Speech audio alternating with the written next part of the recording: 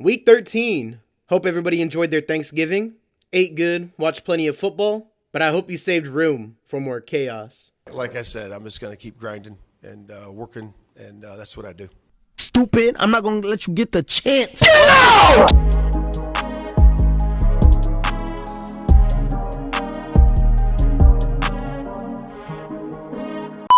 Just the way Thanksgiving begins every year. Detroit won? I guess keeping the Bears off the board until the third quarter helps. You know what else helps? Playing against Matt Eberflus. Legend has it he's still holding on to that last time out. Well, it wasn't the best of opponents, but the Cowboys finally get their first home win on the year against the Drew Lock-led Giants. Still a shame Dallas's defense hasn't been fully healthy at any point this season. And New York, your 2024 season ends here.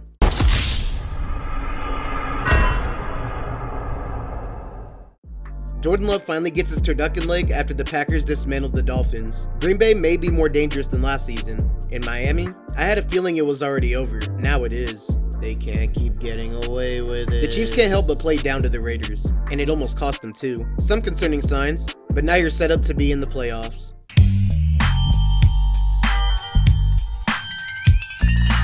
And nice snap to lose the game, Raiders. Here's something for you.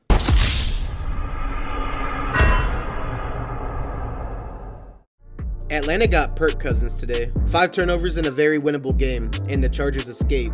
LA is still on fraud watch, Atlanta's on fraud alert, and man, this game was so close to being 20-17. Another game in the AFC North with absolute chaos. The Bengals and Steelers engaged in an offensive shootout, but Watt, Herbig, and the rest of the Pittsburgh defense made massive plays to make the difference. I'm so sorry, Joe. Azeez Al-Shaair should probably be investigated. But yet another uninspiring Texans performance against Jacksonville, right as they go on their bye. Trevor's basically done for the season, and he's not the only one.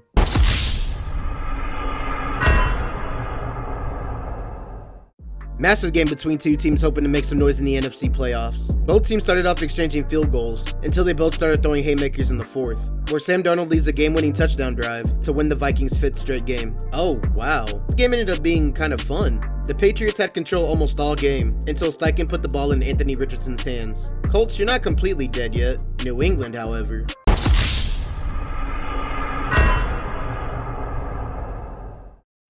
The Jets always find incredible ways to baffle anybody who watches them play. At the same time, Seattle thrives in chaos. After the Jets take an early lead, the Seahawks climb back on the back of their defense. New York is sad Geno never wrote bat. Washington snaps their 3-game losing skid by throttling the lowly Titans at home. Jaden Daniels had quite the bounce back game this week. Tennessee, I really didn't have any expectations for you, but last week was a tease. Who expected this game to be a banger? Bryce Young had the Panthers going back and forth with the Buccaneers and took the lead late before Baker Mayfield puts together a game-tying drive to send it to overtime, where they'd walk away with another division win.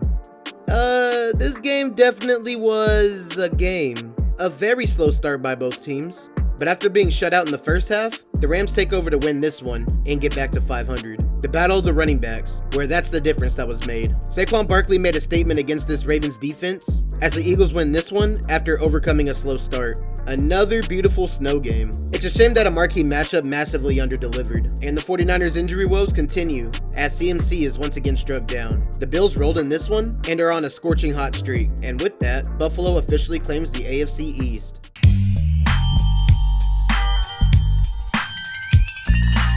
I literally did not have a single expectation going into this game, but this was a treat on Monday Night Football. Jameis Winston did his usual Jameis things, and Jerry Jeudy had a monster revenge game, but Bo Nix and the Broncos survived a shootout going into their bye.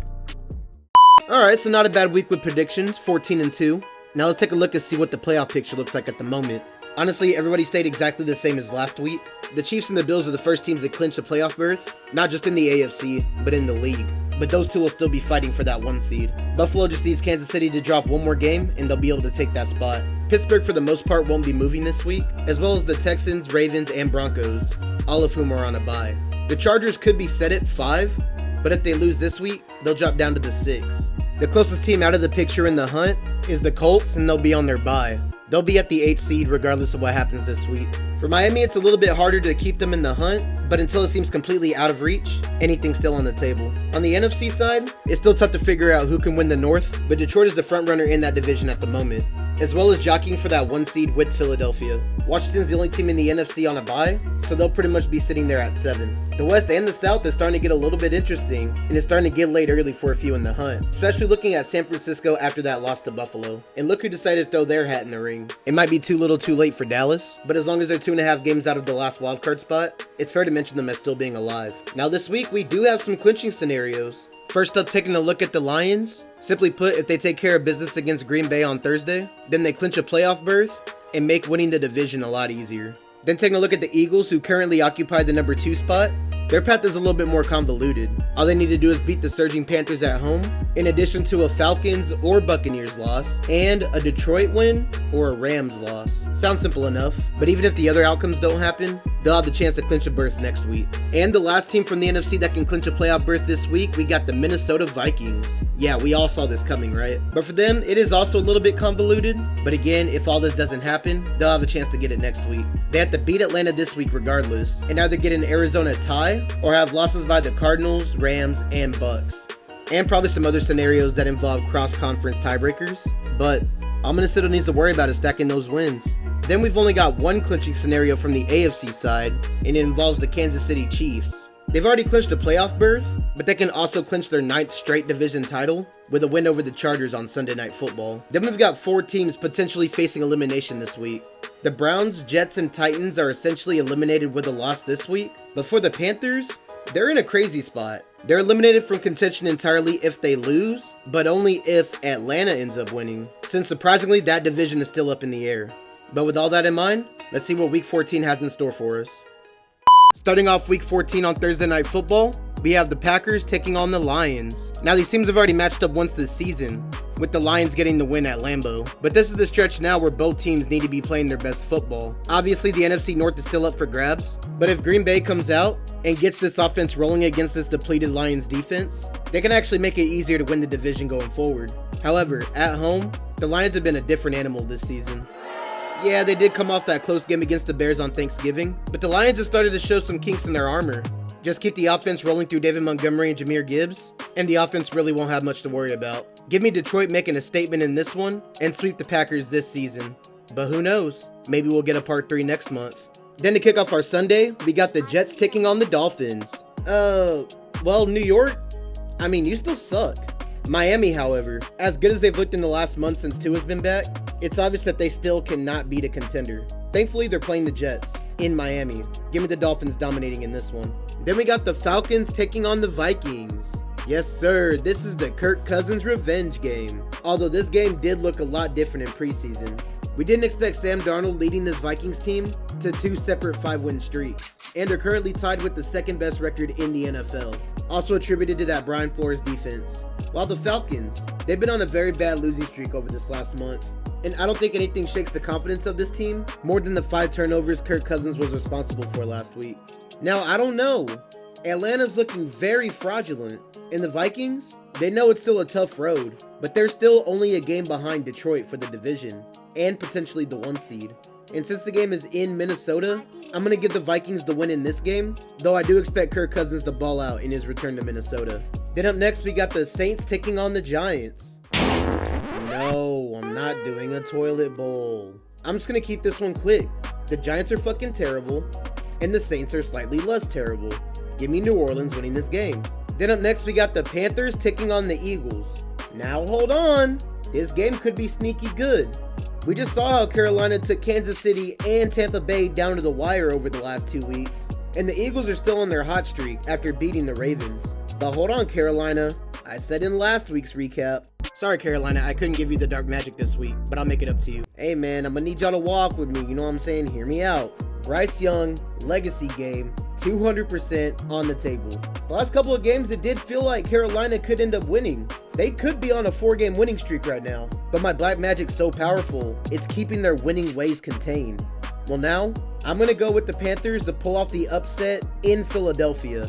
Now let's revisit this next week when I'm 4-0 picking the Panthers to win. Then up next, we have an AFC North matchup. We got the Browns taking on the Steelers. Dang, it feels like this game just happened. Oh wait, it did. In week 12, the Browns won while playing in a winter wonderland in Cleveland to upset the division-leading Steelers. At this point now, if Cleveland's starting anybody but Deshaun Watson at quarterback, then everything is on the table.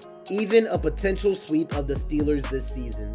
However, I don't see it happening, especially with this game being in Pittsburgh. Give me the Steelers winning this one, an inch closer to taking over the North. Then up next we have a legendary Super Bowl 37 rematch. We've got the Raiders taking on the Bucks.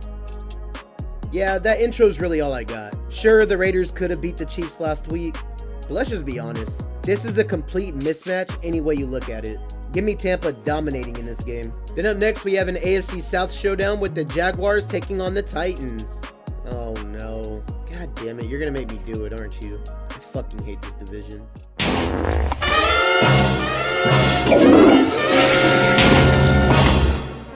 Oh great. While the other teams in the AFC South are on their bye, we're stuck watching these shitheads try to be competitive. Now the Jags? I don't know. Trevor Lawrence fucking died last week, and Maxonville is a disaster. And to be honest, things aren't any better on the Tennessee side. I mean, just a couple of weeks ago, they beat the Texans in Houston. Then they go out the next week in Washington, looking like that. The offense is still very hit or miss with Will Levis, but I know for a fact that the Titans' D-line is going to give Mac Jones problems all game. This is a game where unfortunately somebody has to win, so give me the Titans winning this one at home. Then to open up our late window, we got the Seahawks taking on the Cardinals in this pivotal NFC West matchup.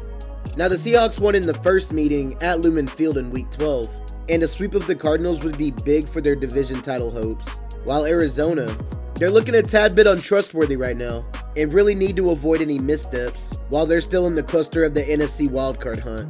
Now one thing you can say about Seattle is over this last month or so, their defense has continued to get better, starting to look more like that defense we saw in the 3-0 start.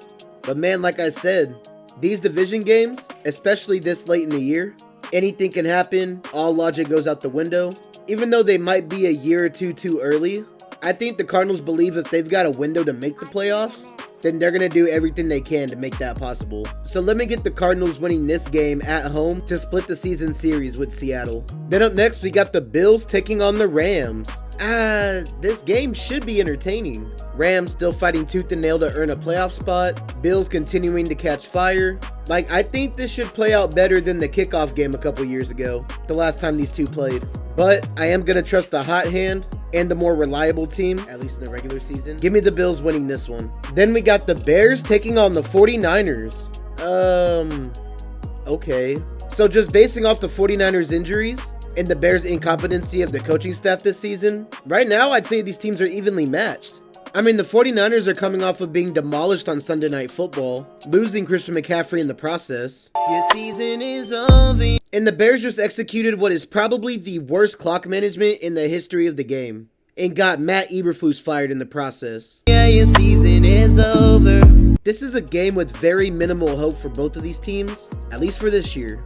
But I see the Bears on a 6-game losing streak, and I'm thinking, well, at some point that streak's got to be broken. And what better time than with the interim injection? That's right, I think the shakeup in the Bears organization right now is going to fuel the team, and they're going to go out and they're going to go crazy. Especially when Caleb Williams finally has full control of the offense, and the defense gets back to their early season ways. I am taking the Bears to win this game and put the nail in San Francisco's season. Then on Sunday Night Football, we got an AFC West matchup. We got the Chargers taking on the Chiefs. Now in the first game in LA, the Chiefs did win 17-10, but this game does have the potential to be interesting. Looking at the other two division games Kansas City's played at home this year, they both ended under 1 in a million circumstances. The Chargers will no doubt be giving the Chiefs everything they've got, and if the defense can keep them contained like in week 4, and the Chargers put out more offense, especially after last week, I believe they've got a chance to win this one. However, this is the Chiefs in a division game. I am inevitable. Give me the Chiefs winning this one and clinching the AFC West. Then to wrap up our week on Monday Night Football, we got the Bengals taking on the Cowboys. You know, it's funny. I was actually at the game in Dallas the last time the Cowboys played the Bengals, and Cooper Rush was the starting quarterback. Hey, I've seen this one. This is a classic. But coming into this game, both teams, for whatever reason, still believe they can make the playoffs. Playoffs? Don't talk about it. Playoffs? You kidding me? Playoffs? Now, Cincinnati's offense has been explosive all season and had just been getting held back by their defense. Meanwhile, the Cowboys, really haven't been good at a whole lot this year. Maybe special teams? But this is a defense that has started to get better. So long as the Cowboys defense wants to force Joe Burrow to keep the ball in the air and get away from the run, that could potentially play in their favor. Except Jamar Chase is having a monster season too. All in all, I just don't think Dallas can match the output offensively to keep up with the Bengals in this one. So give me Cincinnati winning this one, and honestly, it really means nothing moving forward. And that's going to do it for my Week 14 predictions. Make sure you like the video and subscribe to the channel. Be sure to tune in next week when I have the Week 14 recap and the Week 15 predictions. Y'all have a good week and keep it trill.